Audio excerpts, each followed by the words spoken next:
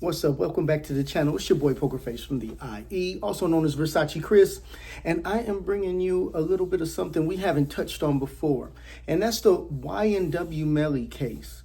Now, this is a case that's always intrigued me, and for one, the fact that he's been sitting there so long in jail waiting for this thing to come to its conclusion, and the fact that he's already went through a trial where there was a hung juror, and that was a little suspect in itself, but he was able to not beat that case, but at least not get absolutely destroyed.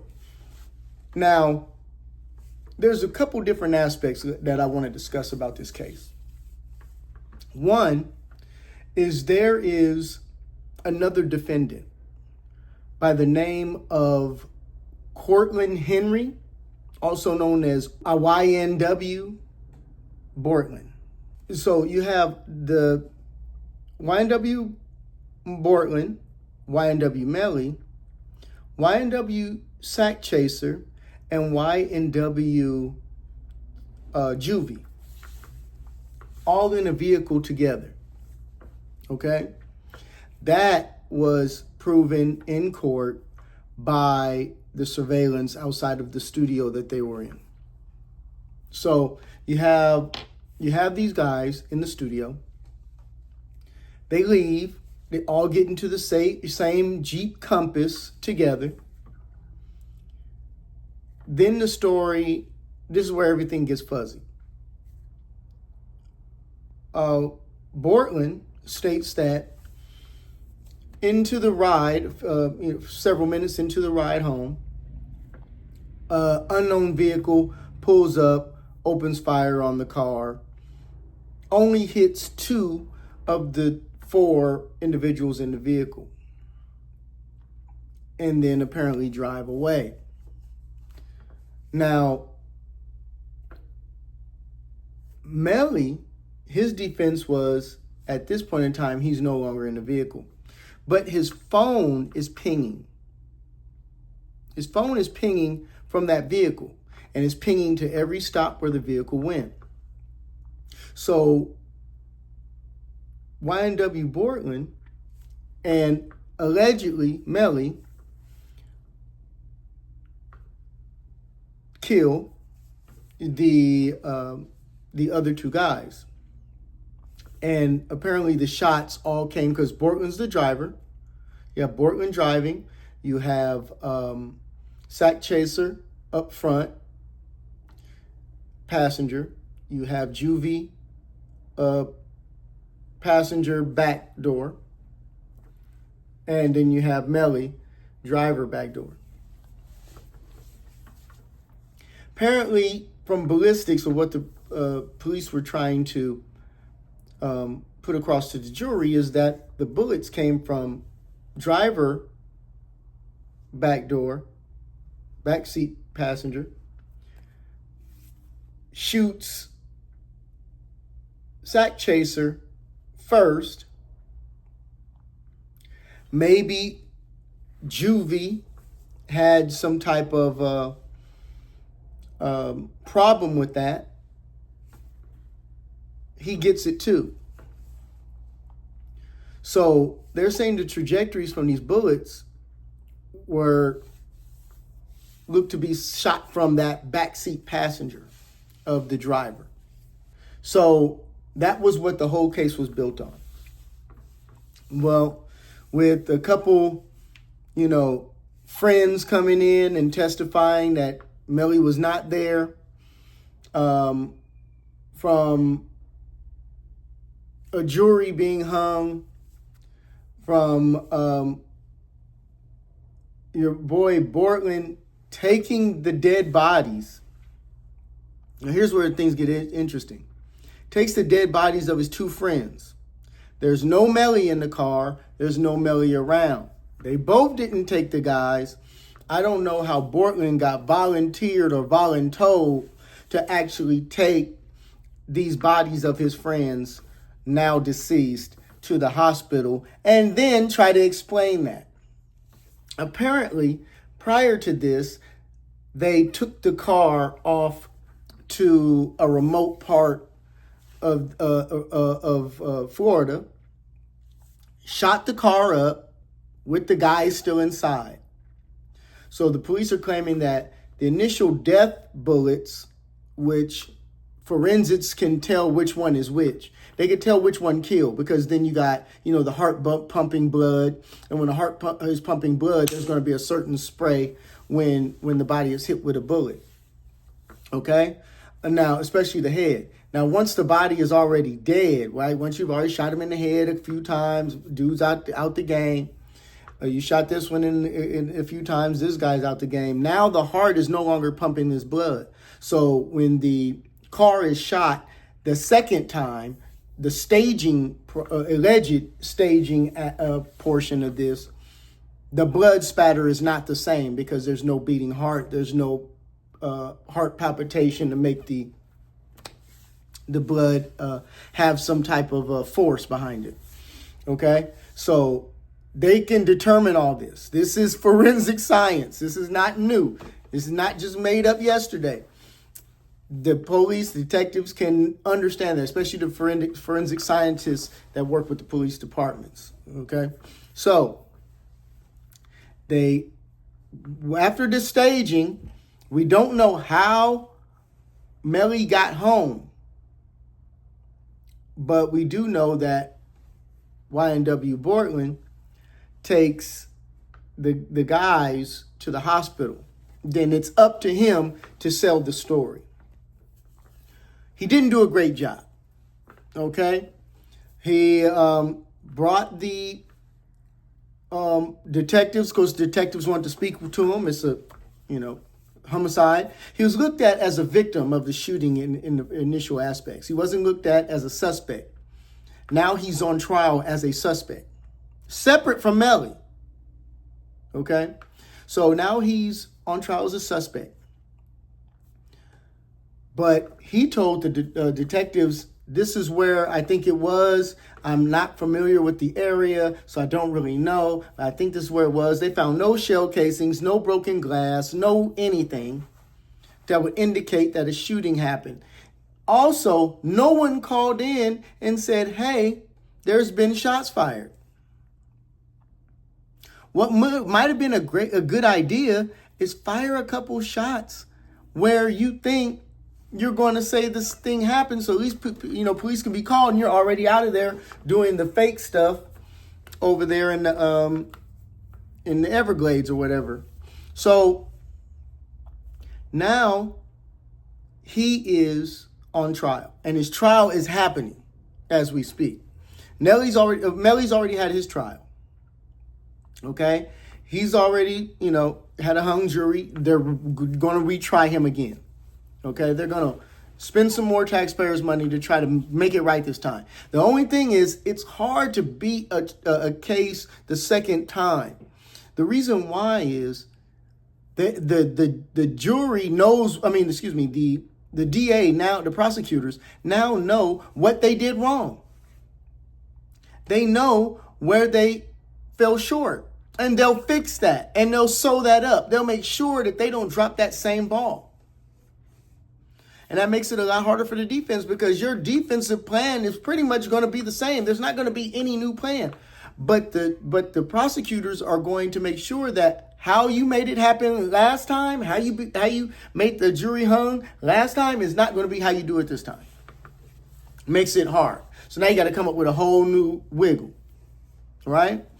So, but this right here is why I made this video. We know that YNW Melly has been in there for 4 or 5 years now, awaiting the final fruition of this case. Bortland has been out, COVID, all kinds of stuff. He's been out on bond, out on COVID release, and now he's back in. So he was the guy who went to the strip club while on release. Found himself back in there. Absolutely, not very bright, okay? This whole thing is not very bright. So now, here is where I have to say, either he's incredibly dumb or incredibly solid. Okay? After the attorneys of YNW Melly made part of their defense case, hey, Melly didn't bring any bodies to the damn hospital. Melly didn't tell no damn lies to the detectives. Melly didn't lead you guys on a wild goose chase. So basically, kind of turning the camera over to Bortland. Still, with all that being said, he was offered a plea deal for 16 years. All right? Now, being released a little bit, told you with COVID, but messing up, going back in. He spent a lot of time already. Not as much as Melly. He spent maybe, 3-4 years in lockdown. Right? So this is a state case. It's not a Fed case. So you can get half time. Right? So if he gets 16 years, he'll end up doing 7.5, 8. Okay? Now, out of that 7.5, 8, you now have that time that he's been confined. Let's say it's 4 years. You double that. That's 8 years. Remember halftime? So you go ahead and double that. That's 8 years. So basically, he could be almost time served. Maybe a couple, months or a year shy of that. Have to do no more than 2 years and be out. But does this plea deal include snitching? Does it include telling? Does it include singing? It must have. Because they gave him 2 days to speak with his lawyers, to speak with his family, and see if they're going to take this deal. All right? Now, what he's looking at is 5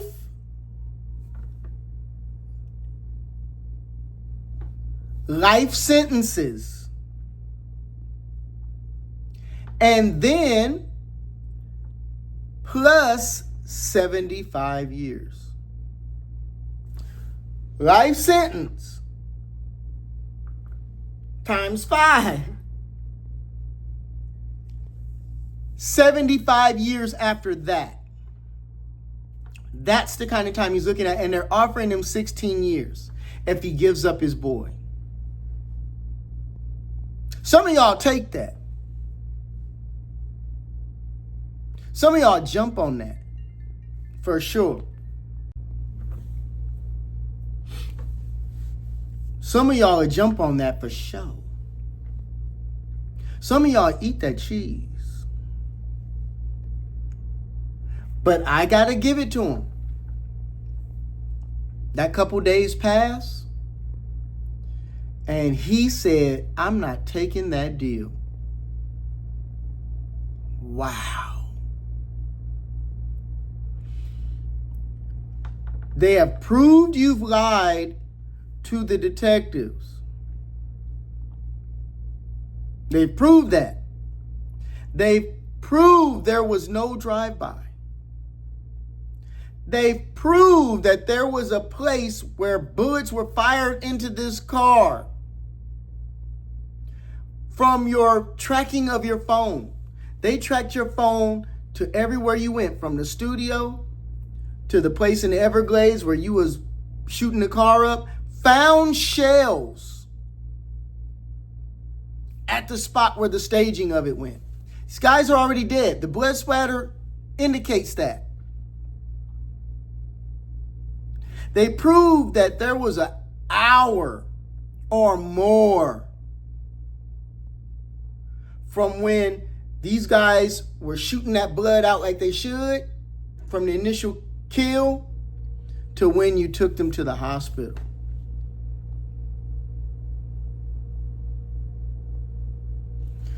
They've proven all that. If Y&W Melly walks,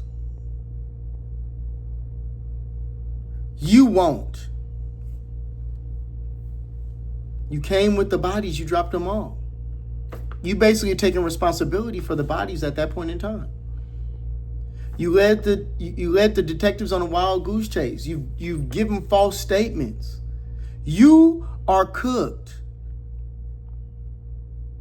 Yet, you still held it solid. Well, shit. Why don't you just say, since you cooked anyway, you're well done. You're well done. You might as well just say, hey, I dropped Melly off at home. These niggas was talking shit. I parked the car. This is the only way it can work. I parked the car. These dudes was like, man, what you doing? No problem. Hey, Melly said he left something in the back seat. I'm gonna see where it's at. Open the door. I opened the door. I went into the back seat. I act like I was looking for something under the seat. I came up with a gun and killed both of them. You might as well say that. You might as well say, I went looking under the seat. I put a gun under the seat from the front. I put a gun under the seat. I didn't want them to see me getting out the car with a gun because that would have alarmed them. They could have been armed or they could have ran and made this a difficult kill. I put a gun under the seat. I act like I say, hey, man, hey, the keys or something fell down or my wallet fell under the seat, nigga. My wallet fell under the seat. Oh, the weed fell under the seat. Hold on, I'm going to find it. I parked the car, got out of my door, opened the other door to the back passenger driver, looked under the seat, felt the gun was there, came up and gave it to niggas. Boom, boom, boom, boom. And if Y&W Melly or Y&W Bortland's lawyer sees this video, that should be the story you say. At least one of them's going home.